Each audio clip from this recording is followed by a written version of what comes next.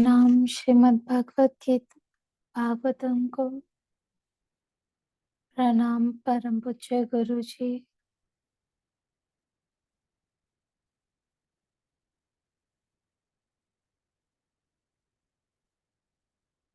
ओम श्री चिन्मय सद्गुरुवे नमः। Love you माँ।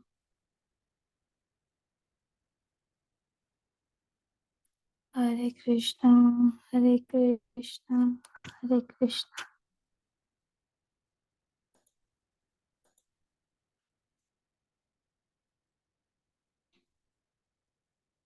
आप सभी को मेरा साष्टांग प्रणाम।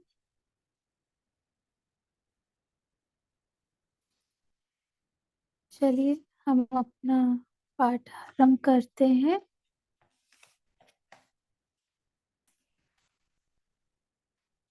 कल हमने देखा था तत्व का प्रयोजन, तत्व का स्वरूप देखा था। आज हम देखेंगे भगवान के अवतार का प्रयोजन क्या होता है। भगवान अनेक अवतार लेते हैं, उनका प्रयोजन क्या है, ऐसा प्रश्न पूछा गया था। यहाँ पर गुरुजी कहते हैं, अरे भगवान के अवतार का प्रयोजन पूछना बड़ा विचित्र ही है। भगवान अनंत बुद्धि हैं, वे कोई काम क्यों करते हैं, ये पूछने वाले हम होते कौन हैं। क्यों करते हैं? अच्छा लगता है इसलिए करते हैं। भगवान के कार्य में हम इदम इत्थम नहीं कह सकते। यह इतना ही है, ऐसा ही है, या ऐसा क्यों है, हम ऐसा कुछ नहीं कह सकते।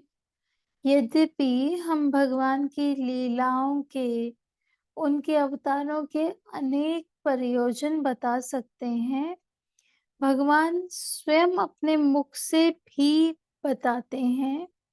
तथापि सच बात तो यही है कि ये सब भगवान की लीला है। इसमें इसी प्रकार का कोई प्रश्न नहीं हो सकता। उनकी मौज है, बस उनको लगता है ऐसा करें तो वे करते हैं। हरे कृष्णा हरे कृष्णा हरे कृष्णा। अब जैसे भगवान ने मक्खन चुरा कर क्यों खाया, लोग इसके बहुत सारे कारण अर्थ बताते रहते हैं। अरे क्यों क्या खाया, उनका मन हुआ तो खा लिया। और चुरा के, किसका चुरा के, सारी दुनिया ही उनकी है, चुरा के तो हम खा रहे हैं। वे नहीं, सच बात तो यही है। भगवान चुरा कर खाते हैं क्या? देखो हम भगवान को चोर कहने लग गए, ये बड़ी ही विचित्र बात है। इस विषय को हम श्री कृष्ण लीला में विस्तार से देखेंगे। हम चाहे जितने प्रयोजन बताते जाएं, लेकिन एक बात है, धर्म संस्थापना करने के लिए, सब प्राणियों का कल्याण करने के लिए सबसे प्यार है, इसलिए भगवान आते हैं। हम सबसे दूर नहीं रह पाते हैं। एक बात बताइए, कभी कभी बच्चा माँ से नाराज होकर घर से बाहर चला जाता है, रूठ कर कहीं बैठ जाता है कि मैं नहीं खाऊंगा, कुछ नहीं करूंगा। माँ थोड़ी देर तो उसे छोड़े रहती है, लेकिन उसके बाद जाकर उसे बुलाती है कि नहीं। वह नहीं आता तो खाना लेकर स्वयं उसके पास जाती है, उसको खिलाती भी है। क्यों करती है? क्या प्रयोजन है? प्रयोजन क्या हो सकता है? मूर्ख लड़का समझता नहीं, लेकिन माँ जो है वह प्यार के कारण उसके पास जाती रहती है, उसको बुलाती रहती है। भगवान भी यहाँ पर आते रहते हैं और हमें बुलाते रहते हैं, लेकिन हम लोग इतनी आसानी से थोड़े ही जाएंगे। भगवान आते रहे चाहे कुछ करते रहे, भगवान कहेंगे चलो हमारे साथ, तो हम कहेंगे क्या करेंगे वहां जाकर। आजकल तो पूछेंगे वहां स्वर्ग में टीवी वीडियो है कि नहीं है। हम सब ऐसे ही हैं, लेकिन एक बात है, भगवान फिर भी आते रहते हैं। क्यों? तन तस्मिंस्तज्जन्ये भेदा भवात् भावात्, क्योंकि भगवान और भगवान की जो प्रजा है उनमें भेद नहीं है। हम भले ही नहीं पहचानते हो, लेकिन भगवान कहते हैं आखिर मेरा ही तो बेटा है, मेरी ही तो बेटी है, उसको पकड़कर लाना ही है। वे तो बहाना ढूंढते रहते हैं।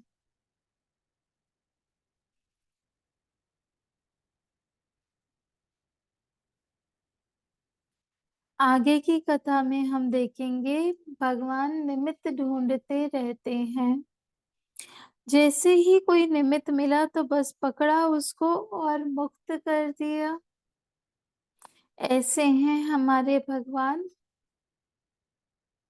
और वो अवतार लेते ही रहते हैं, हमारे पास आते ही रहते हैं।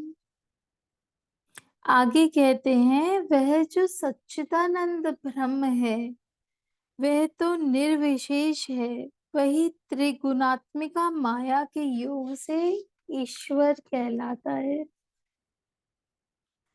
उसी को हिरण्यगर्भ कहते हैं,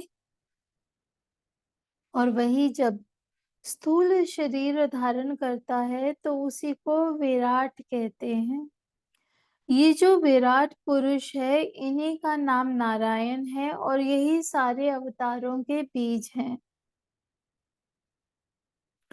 भाव यह है, देखो हमारा शरीर कितना बड़ा है।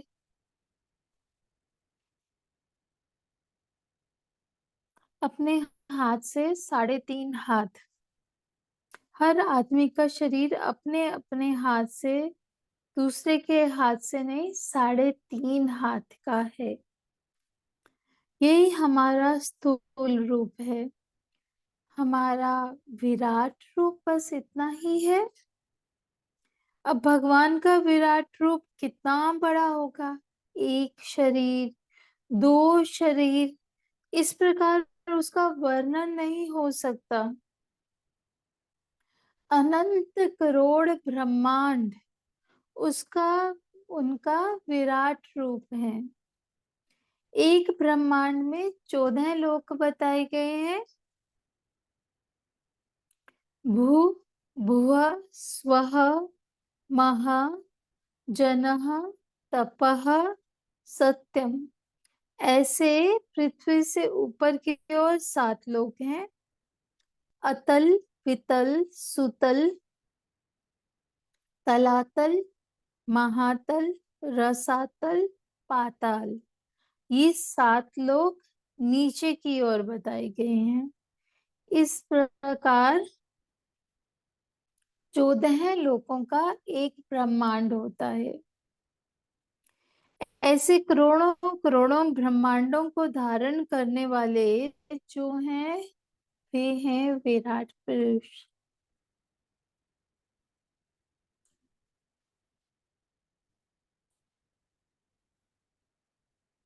उनका वर्णन कोई कर सकता है क्या?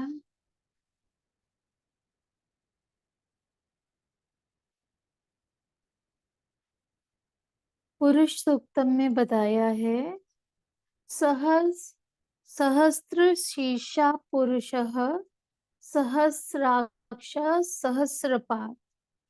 अनंत करोड़ ब्रह्मांड रूपी देह को जो धारण करते हैं उनको विराट पुरुष कहते हैं। वे विराट पुरुष असंख्य अवतार लेते हैं।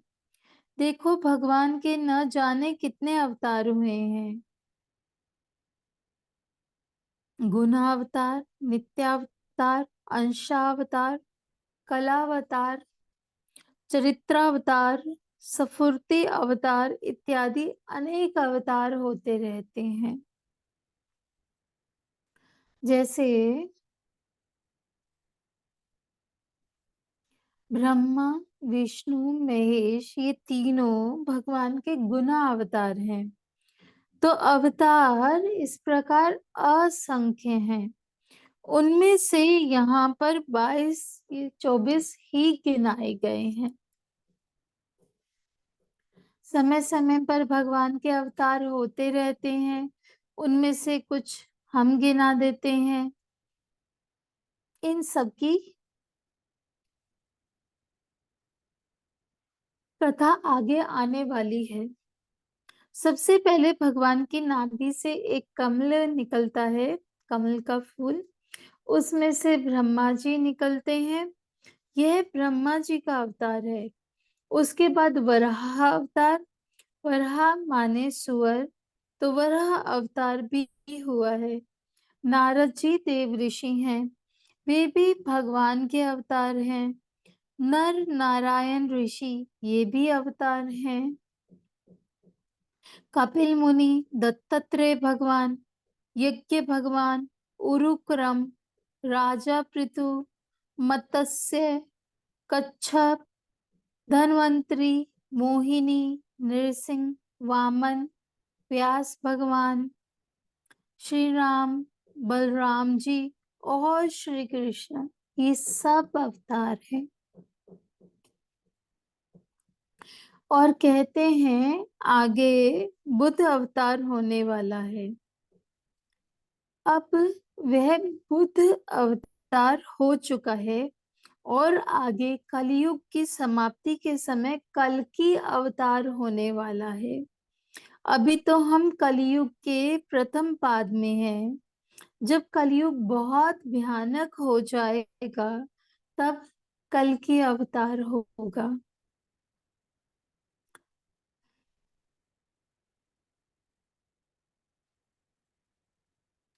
उसके लिए अभी लाखों वर्ष शेष हैं, अतः चिंता न करें।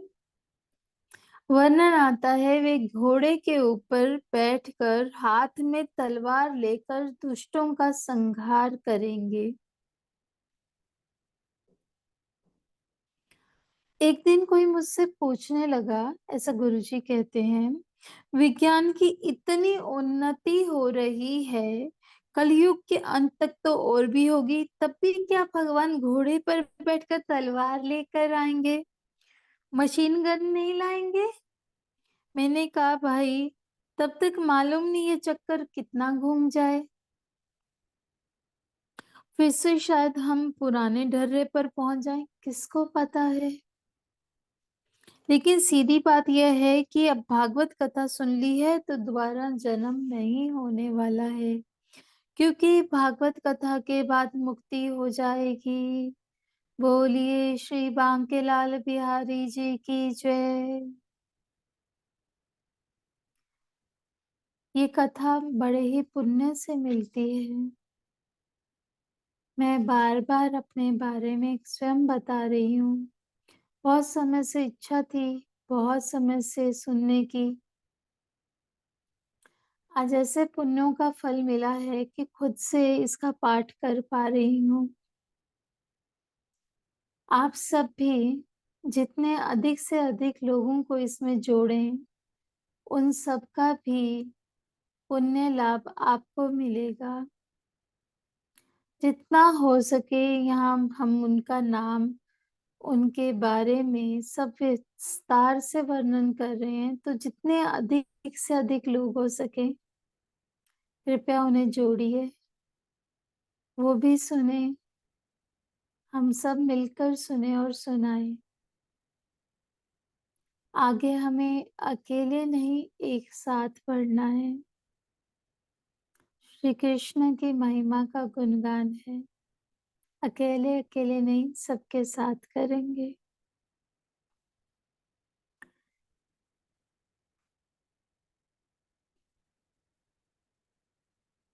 अब वापस से बोलते हैं, बड़ा अच्छा लगता है सुनने में कि अब भागवत कथा सुन ली है तो दोबारा जन्म होने वाला नहीं है, क्योंकि भागवत कथा के बाद मुक्ति हो जाएगी। तो किसी को डरने की कोई बात ही नहीं है। इस प्रकार यहाँ कुछ अवतार गिनाए गए, इनके अलावा और भी बहुत सारे अवतार हैं ऋषभ देव आदि के। कलह सर्वे हरिरेव स प्रजापत्यस्तथा एते चा अंश कलह पुंसे कृष्णस्तु भगवान स्वयं। यहाँ जो असंख्य अवतार बताए गए हैं वे भगवान के कला अवतार हैं, लेकिन श्री कृष्ण भगवान तो साक्षात भगवान ही हैं, पूर्ण परमात्मा है। भगवान की कलाएं जो कही जाती हैं, 4 कला, 5 कला, 6 कला, 8 कला आदि, ये सब क्या होती हैं? इस बात को अच्छी प्रकार से समझ लेना चाहिए। इसको हम दृष्टांत से समझ सकते हैं। जैसे 240 वोल्ट पर चलने वाला एक टेप रिकॉर्डर लेकर उसमें 1000 वोल्ट की इलेक्ट्रिसिटी पास करें तो क्या होगा? धुआं उठेगा। वह उस टेप रिकॉर्डर के लिए चिता के समान हो जाएगा, वह पूरी तरह से जल जाएगा। क्यों ऐसा ही होगा ना? क्योंकि उस मशीन में उतने करंट को धारण करने की शक्ति ही नहीं है। अब भगवान का तेज जो अनंत है, हमें समझाने के लिए कहा गया कि 16 यूनिट, 16 कला, जिसमें केवल अन्नमय कोश है, जैसे पत्थरादि सिर्फ आकार है, उसमें केवल एक कला है। जिसमें शरीर भी है, प्राण भी है, अर्थात अन्नमय कोश और प्राणमय कोश भी, उसमें 2 कलाएं हैं। भगवान के 2 यूनिट के बराबर का तेज वहां पर प्रकट होता है, जिसमें शरीर है, प्राण है, मन है, यानी कि मनोमय कोश भी है। वहां पर 3 कलाएं प्रकट होती हैं, यानी 3 यूनिट प्रकट हो जाते हैं। अब आगे जिसमें शरीर, प्राण, मन सहित विज्ञान विज्ञान में कोश भी है आ जाता है, वहां 4 कलाएं प्रकट हो जाती हैं। अब मनुष्य में 5 कोश होते हैं। शरीर अन्नमय कोश, प्राण प्राणमय कोश, मन मनोमय कोश, बुद्धि विज्ञानमय कोश के साथ साथ आनंदमय कोश भी है। इसलिए हम मनुष्य में 5 कलाएं प्रकट हुई हैं।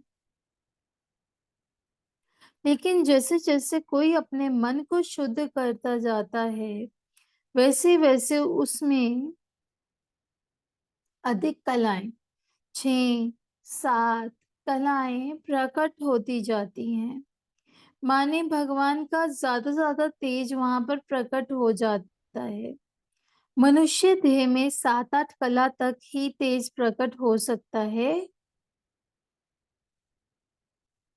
क्योंकि वह तो हार्ड मांस से बना हुआ शरीर है। इससे ज्यादा तेज इसमें प्रकट नहीं हो सकता। चाहे कोई अत्यंत शुद्ध अंतःकरण वाला हो या परमात्मा को आत्म स्वरूप से जान चुका हो। इस शरीर में भगवान की सारी शक्ति अथवा तेज प्रकट हो ही नहीं सकता। साधु लोगों को हम ज्यादा तेज देखते हैं, और जो महात्मा पुरुष हैं, जिनको आत्म साक्षात्कार हो चुका है, उसमें और अधिक तेज दिखाई देता है। तो यह हुई कला की बात। भगवान ने अनेक अवतार ग्रहण किए हैं, परंतु मत्स्य, कूर्म, वराह आदि इस प्रकार के जितने भी अवतार हुए हैं, उसमें अपना पूर्ण तेज, पूरा का पूरा तेज, पूर्ण तेज प्रकट नहीं किया है। इसलिए कहते हैं ये अंशा अवतार हैं। इनमें भगवान के तेज का थोड़ा सा अंश ही प्रकट हुआ है। भगवान का तेज पूर्णतः कहीं प्रकट हुआ है तो वह है श्री राम अवतार और श्री कृष्ण अवतार।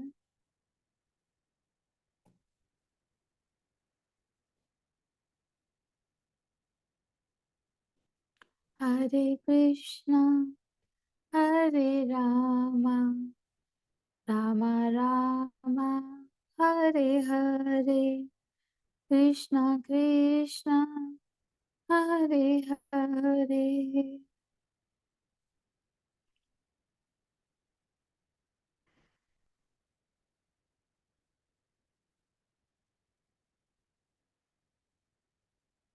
उनका देह दिखने में हमारे देह जैसा ही दिखता है, लेकिन उसमें ये खून, मांस, हड्डी, जड़ चेतन ऐसा कोई भेद नहीं होता। उनका देह पंच महाभूतों का बना नहीं होता, चैतन्य तत्व का बना होता है, इसलिए उसमें ज्यादा तेज प्रकट हो पाता है। कृष्णस्तु भगवान स्वयं।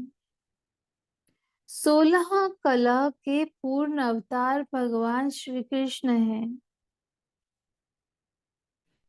यहाँ पर जो संसार का, सृष्टि प्रपंच का, काल का, नाम रूप आदि का वर्णन किया गया, वह सबका सब आरोपित है उस दृष्टा में, यानी परमात्मा में। आकाश में, वायुमंडल में जैसे धूल के कण दिखाई देते हैं, वैसे ही असंख्य नाम रूप उस परमात्मा पर अध्यस्त हैं। वह परमात्मा आकाशवत, नितांत निर्लेप, निसंग और शुद्ध है। इदम भागवतम नाम पुराणम ब्रह्म संहितम, उत्तम श्लोक चरितम चकार भगवान ऋषि। इस सुंदर भागवत ग्रंथ में हमारे श्रेय की बात बताई गई है, और भगवान के अवतारों की कथाएं भी बताई गई हैं। यहाँ पर तो केवल अनुक्रमणिका दे दी गई है, आगे सारे अवतारों की कथा आने वाली है। भगवान वेद व्यास ने यह सुंदर रचना की, और फिर उन्होंने स्वयं ही अपने पुत्र शुकदेव जी को यह कथा सुना भी थी। आगे हम देखेंगे वेद व्यास जी का असंतोष। इसे हम कल करेंगे।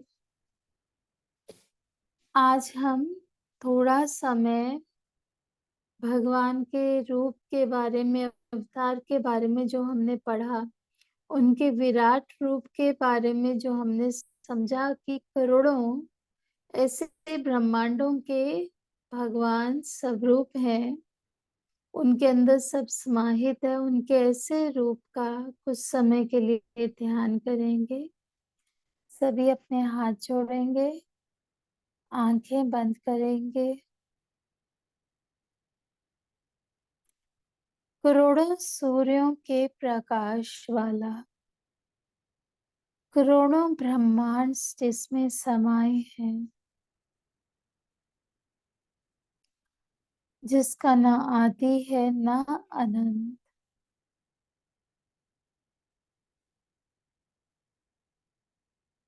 ऐसे भगवान के विराट स्वरूप के मन ही मन हम दर्शन करेंगे।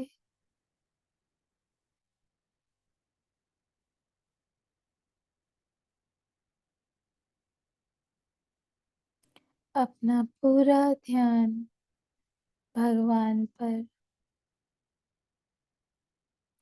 उनके विराट स्वरूप में। भूल जाइए अपने आसपास सभी वस्तुओं को, अपने आसपास सभी रिश्ते नाते, सभी को भूल जाइए। अपने आप को डिसएसोशिएट कर लीजिए हर प्रकार की ड्यूटीज, रिस्पॉन्सिबिलिटीज, रिलेशनशिप से।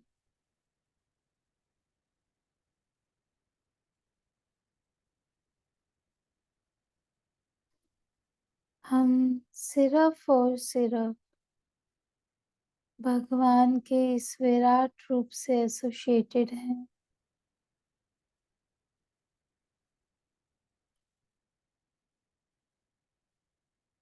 भगवान के ऐसे विराट स्वरूप के दर्शन मन ही मन, अपना पूरा ध्यान उन पर।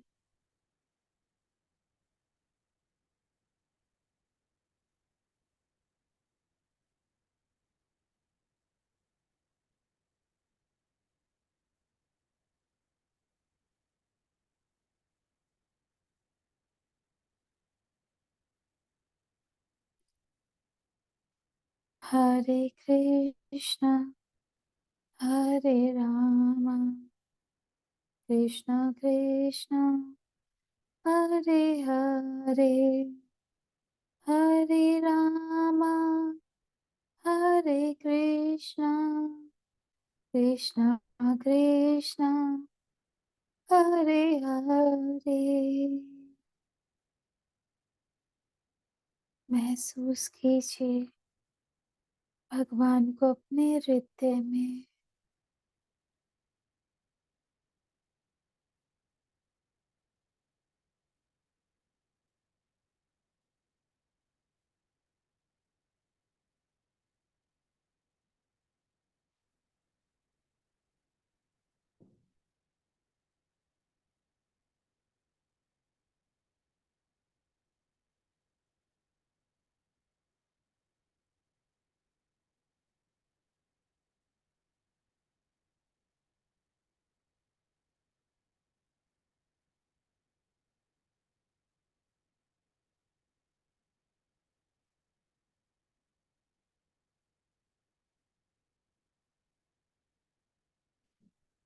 सभी अपना ध्यान भगवान पे जब तक लगाना चाहें इसी प्रकार लगा के रखें। अपने हृदय में उन्हें फील कीजिए।